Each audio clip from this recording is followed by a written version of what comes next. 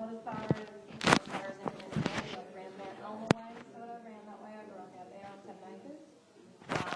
Locally school, went to Home Hill Primary, Home Hill High, very boring person I am. But yeah, I publish under Faye. I don't actually publish under my own name. I used an art about it for a long time, because everyone wants to see their name, in published. But unfortunately, because I write historical erotic romances, and most people fall into the concept that erotic romances is like porn, pretty much, and it's not. It's nothing like it. It's just they're no different to Mills and Boon books or dime novels that our mums, our grandmas used to buy. And the only difference is there's a little bit more passion and a little bit more romance. It's not just you give her a hug and you shut the door and you wake up the next morning. It's kind of not that. It just explains it a little bit more. And unfortunately, with that though, you can get a few sickos in the world who sort of think, oh, I want to go and be their friend because of what they write. So hence why I don't publish under my own name. A lot of local people know what I write, and I'm happy with that. I have no problem with that. I'm very proud of what I write. My family's very proud of what I write. I got into writing. Really odd story. I've always written. Always told my mum stories. Used to sit in the car as a little girl and just natter away. As most of you have gathered this morning. I went to an appointment in Townsville and I went up and yeah, back. That's it. And you did it. Yeah, that's what I used to do. That is exactly what I used to do. And I talk about any much like what I've been doing this morning. And the biggest problem is with me being the youngest is I talk very fast because I like very quickly to try and get as many words out. They're so good. But anyways, I actually got into writing historical erotic romances. Mine aren't kind of your run-of-the-mill, like it's not just you need to, they fall in love, something tears them apart, and then they live happily ever after when they get back together. It's not quite that. There's a lot of murders in mine, a lot of mystery, a lot of suspense, a lot of scandal, like hidden tunnels under houses, and a bribery. And there was one. There were my first book actually, which was based in Birmingham, was called My Gift to You, and it was actually about this young girl who had seen her parents killed because her parents were healers, which every little town had in the day. There were little people who lived on the outskirts of town. They grew herbs, they grew stuff like that, and they gave medicines to the local people. They communicated with the native people that still lived here. We had stacks of native tribes around here. And but there weren't people that anyone wanted to live in the main part of the town. And anyways, so it's got, she's seen her parents get murdered, and she wanted to hunt down people that had killed their parents, and she ended up living with a family took her in, and she had a lot of secrets and a lot of hidden things that were connected to her own family. And she ended up falling in love with her son, and it kind of went from there, I guess, so to speak. And, but yeah, so the reason I got a lot of mystery and stuff in my novels, I grew up watching a lot of Agatha Christie movies with my mum, and a lot of Alfred Hitchcock movies with my mum. Oh, I loved them, I did. And I loved all the scandal and the mystery and the little, hidden compartments. I remember there was one that they pushed a book on a bookshelf and it opened up this hidden tunnel in a house or something, and they found corpse of a body that had been in there for years. Like there was all of this, and I loved them so much. But me being me, I wanted a little bit more than just all the mystery and all the scandal. I wanted love and I wanted romance. And most of those books always had a little bit of love and a little bit of romance. It wasn't enough for me. I was fussy. So I thought, well, maybe I could come in here and writing it one day. And I was lucky enough that I actually got over it in 1996. And I actually had it published, actually under my maiden name. The company, unfortunately, it went broke, which how unfortunately it happens. I was lucky. First thing I sent them, they took it straight away. They said they loved it. And I screamed the house down. I did, I literally did. And but yeah, unfortunately, that company went broke, and I was back to square one all over again. So I kept writing, and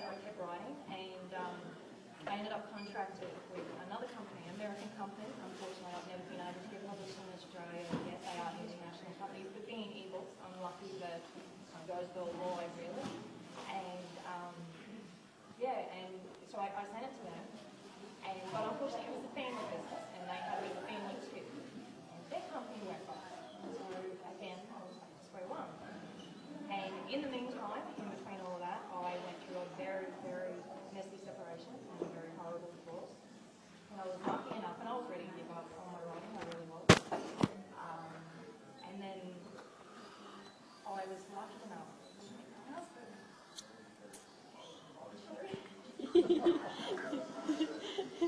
Anyway, and he got me writing again.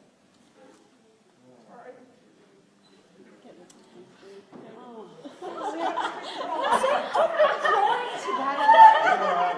You're all right. Oh, Jude's rousing. All good. Hang on. I'm sorry, Jude. I'm sorry. Anyway, so I met my husband, and he kind of went, well, why did you stop writing? You know, get your plumbing together and get them writing again. And so I did. Oh, you're a sweetheart, Jude. I'm going now.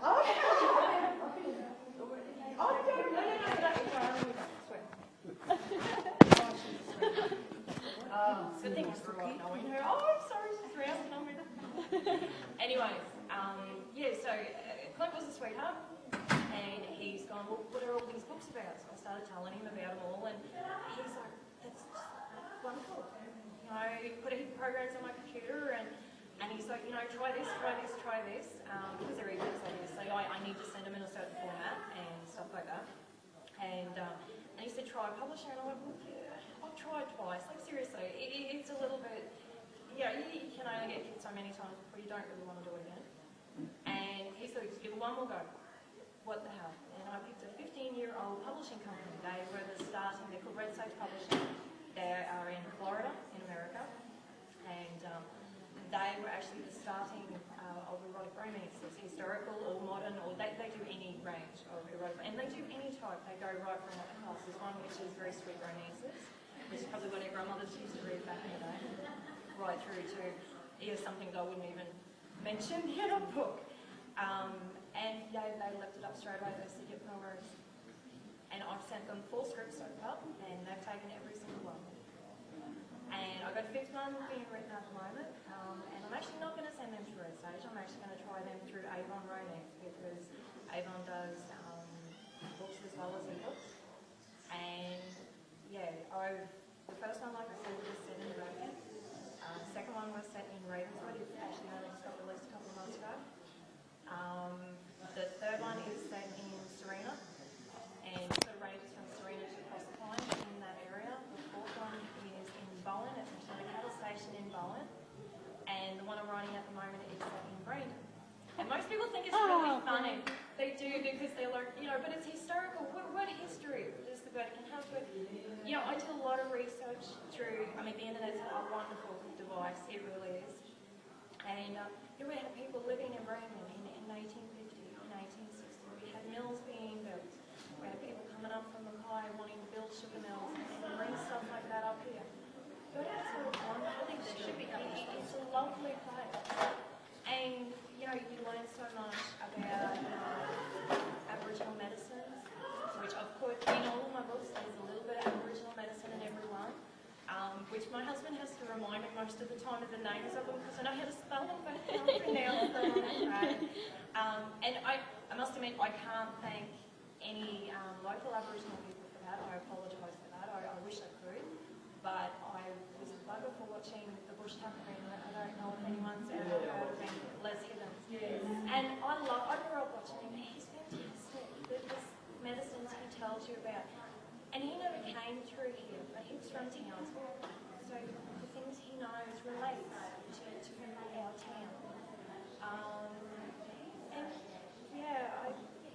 That's about the best I can tell you is how I got into writing. And mine are romances, so, they drift in and out of historical things about the town. They're not completely factual, but everything goes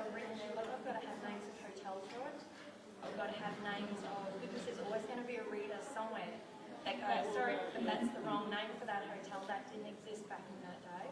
Or, you know, if I put down that someone was living in Home Hill in 1860 instead of 1880, somebody will turn around and go, no, it was all just scrub and it was all just, you know, native tribes or whatever like that, and then it affects your rating. It does. And I mean, I've sold millions of copies. I mean, you know, my husband's still got to work on a daily basis to support our family. We've got a very large family, and but I'm getting there. I am, and I give encouragement to anybody who wants to do it. And if you have access to a computer or anything, the internet is a wonderful creation. I mean, there's a lot of searching you've got to do. And my husband was like, he built me a website and everything like that. Yeah, I'm very gifted to have. You know, I'm very lucky to have a gifted husband that can do all of that for me. It makes it easy for me because I can write them. I can't do the websites, I'm afraid. That's me, pretty much. Faye, F-A-Y-E-H-A-L-L. The story behind where I got the name, my eldest daughter, when I was pregnant with her, I wanted her middle name to be Faye. Her name's Salem, as in there's a town in Massachusetts where witches were going to Salem, so my daughter got her name. I wanted it to be Salem Faye.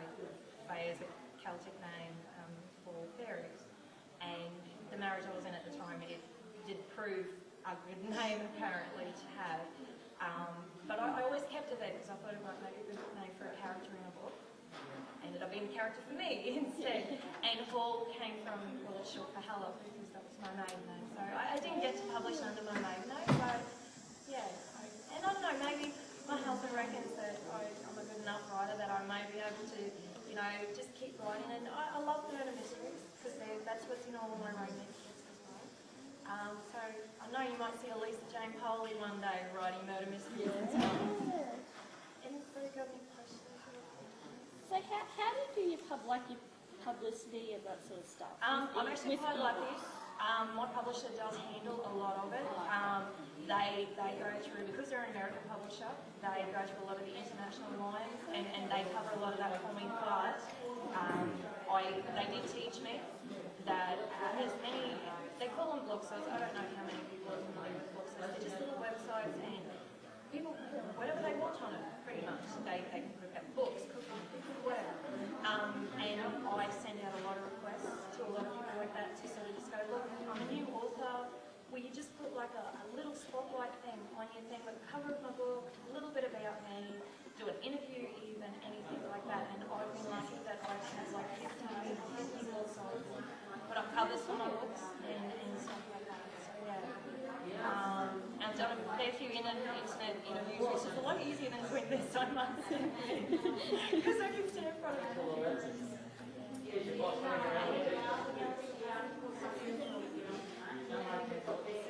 Oh, I love it. I do. I was going to say, you don't need the internet, alright? I took a couple of pictures of them before because, like, these are the pictures like these. Yeah. I actually have on my computer because, you know, I did my parents' family tree and that was all over my tree.